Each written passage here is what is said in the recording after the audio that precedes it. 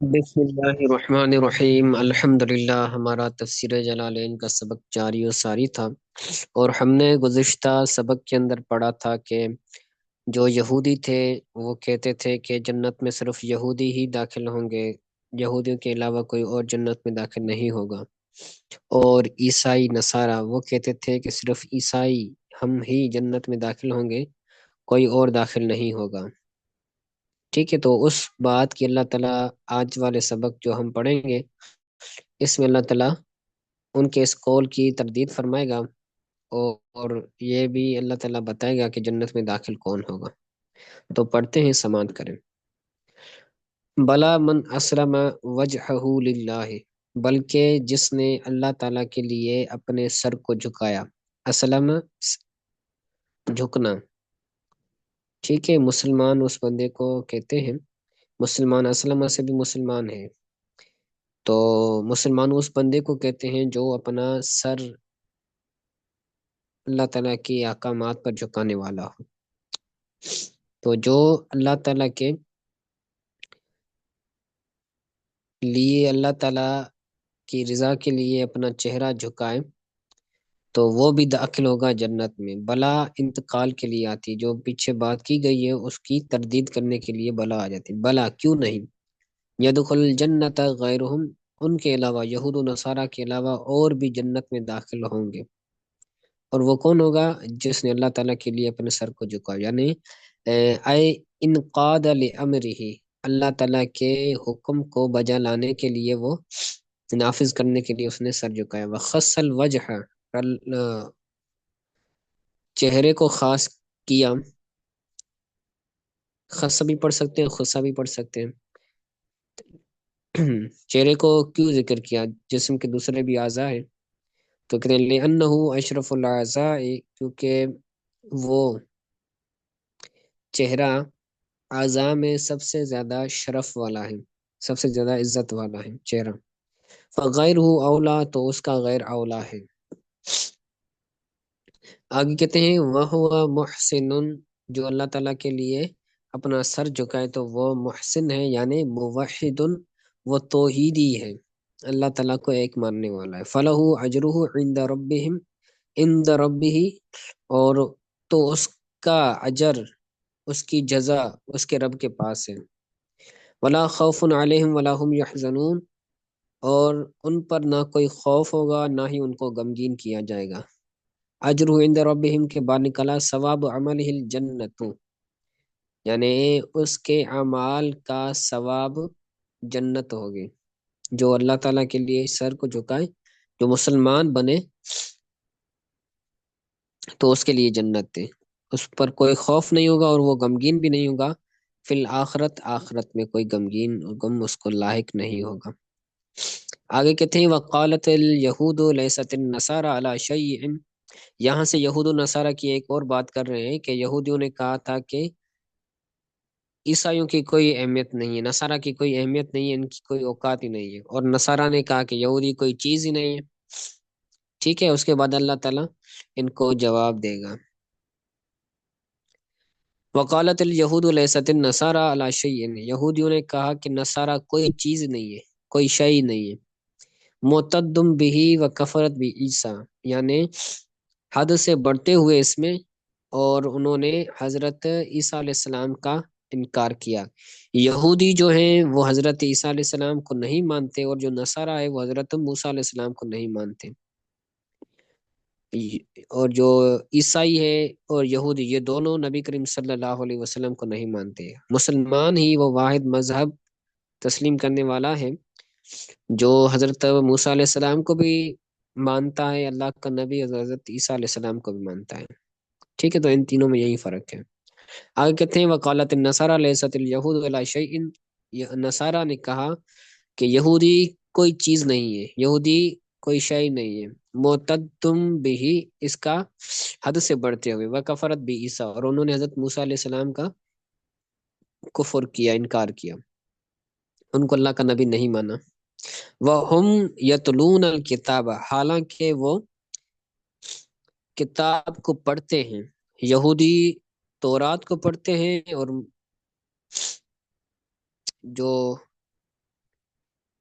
عیسائی ہیں وہ انجیل کو پڑھتے ہیں، وہ ہم اے الفریقان، وہ دونوں فریقین یہودی اور نصارہ کتاب کو پڑھتے ہیں، یعنی المنزل علیہم جو ان پر نازل ہوئی ہے، وفی کتاب الیہود تصدیق کو عیسیٰ، تو یہودیوں کی کتاب تورات میں حضرت عیسیٰ علیہ السلام کی تصدیق ہے، ان کو سچا کہا گیا ہے، یہودیوں کی کتاب ہے۔ وفی کتاب نصارہ تصدیق موسیٰ، اور نصارہ کی کتاب انجیل میں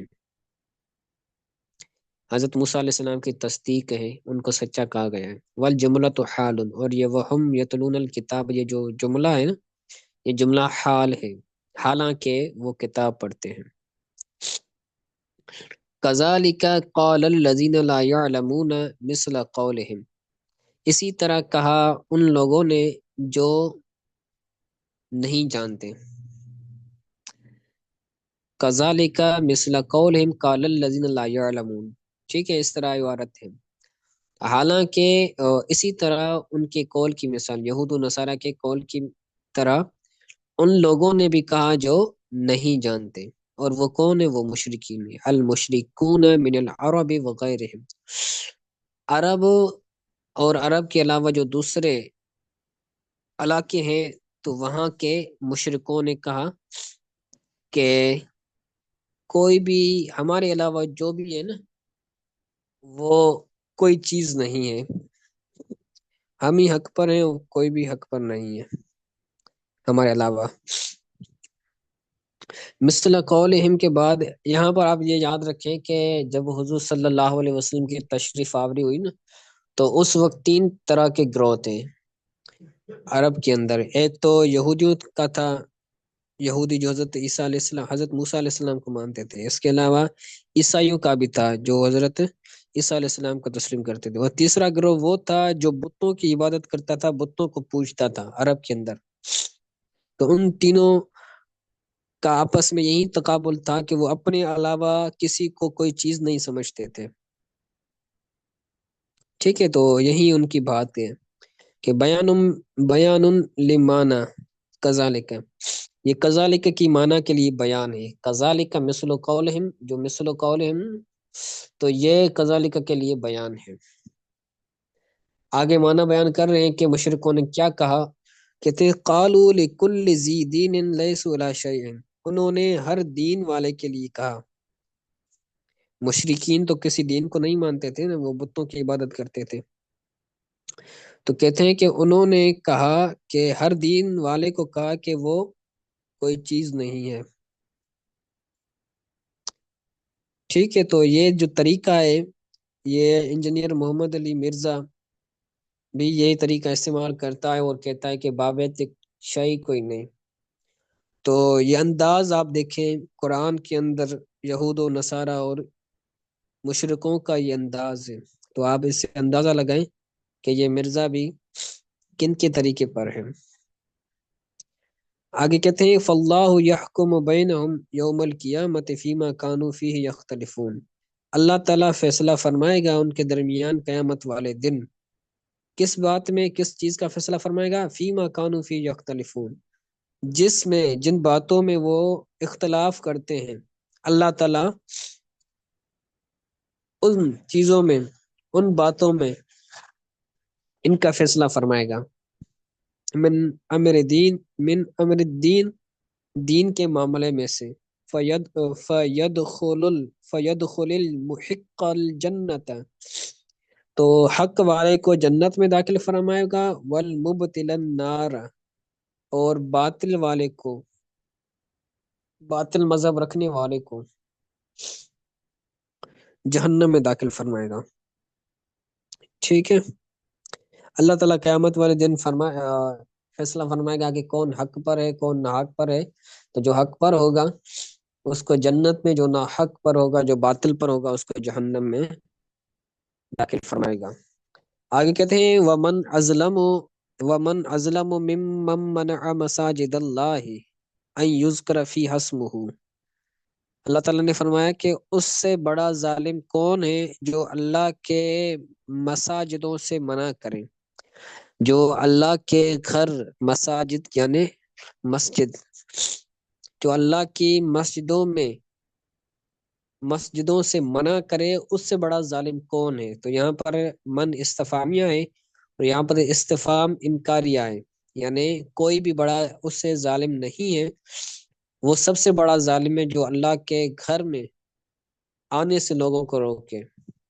ان یذکر فی اسمہ، کہ ان مساجد میں اللہ کا ذکر کیا جاتا ہے، اللہ کا نام ذکر کیا جاتا ہے، بالصلاۃ والتسبیح، نماز کے ذریعے اور تسبیح کے ذریعے، لا احد اظلم، یعنی کوئی بھی ان سے بڑا ظالم نہیں ہے، وہی سب سے بڑے ظالم ہیں، وسعى فی خرابها، اور ان اللہ کی مساجدوں کو میں خرابی کی کوشش کرتا ہے، وسعى فی خرابها، ان کو خراب کرنے میں کوشش کرتا ہے، فتنہ پھیلاتا ہے، تو وہ اس سے بڑا بھی کوئی ظالم نہیں ہے، وہی سب سے بڑا ظالم ہے۔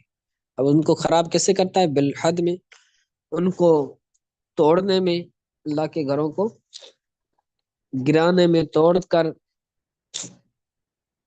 خراب کرتا ہے، اب تعطیل، یا ان کو ویران کرتا ہے،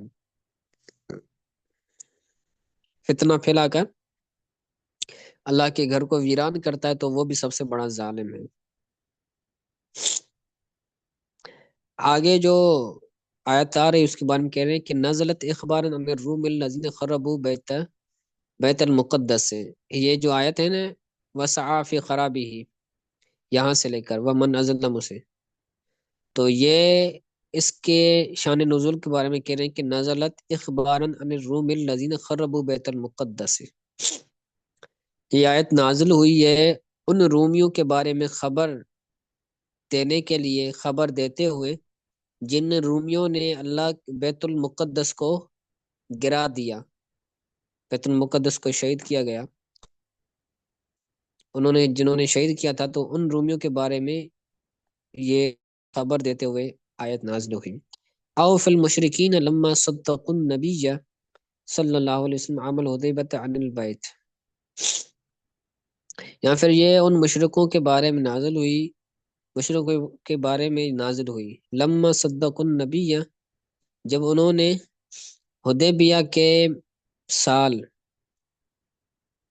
تصدیق کی نبی اس گھر سے، بیت المقدس سے، ٹھیک ہے۔ آگے کہتے ہیں اولئک ما کان لهم ان يدخلوها الا خائفین، وہ ان کے لیے مناسب نہیں کا، ما کان لهم، ان کے لیے مناسب نہیں تھا کہ وہ داخل ہوں اس میں، مساجد میں، لیکن خوف کرتے ہوئے، یعنی ان کو یہ کہا گیا تھا کہ جب تم اللہ کے گھر میں داخل ہو تو خوف کرتے ہوئے داخل ہو۔ خبر بمعنی الامر، یہ خبر بمعنی امر کے ہے، یہ تو خبر لیکن حکم کی معنی میں ہے۔ اے اخیفوہم بالجہاد، یعنی ان کو خوف تھا، ان کو خوف دلایا گیا تھا جہاد کے ساتھ۔ فلا يدخلها احد آمنا، تو ان میں سے کوئی بھی امن کے ساتھ ان مساجد میں داخل نہیں ہوتا تھا۔ لہم فی الدنیا خزی ولہم فی الآخرۃ عذاب عظیم، ان کے لیے دنیا میں رسوائی ہے اور آخرت میں بھی ان کے لیے بڑا عذاب ہے۔ حوانم، یعنی رسوائی، ذلت خواری، کیسے؟ بالقتل، قتل کرنے کے ساتھ بھی وہ ذلیل و رسوا ہوں گے، والسبی، اور قیدی بنانے کے ساتھ بھی ان کو ذلیل و رسوا کیا جائے گا، والجزیت، اور جزیہ ٹیکس لینے کے ساتھ بھی ان کو ذلیل و رسوا کیا جائے گا۔ جو ذمی دارالاسلام میں رہتا ہے تو اس سے جزیہ، اس سے ٹیکس لیا جاتا ہے، تو یہ بھی ایک قسم کی ضلالت ہے، رسوائی ہے، تو یہ ان کو دنیا میں ہوگی، اور آخرت میں ان کے لیے عظیم بڑا عذاب ہے، وہ النار، اور وہ جہنم ہے، تو ان کو جہنم میں داخل کیا جائے گا۔ ٹھیک ہے، آج کے لیے اتنا کافی ہے، اس کو اچھی طرح سے یاد کیجیے گا، اگر کوئی بات سمجھ نہیں آئی تو پوچھ لیں۔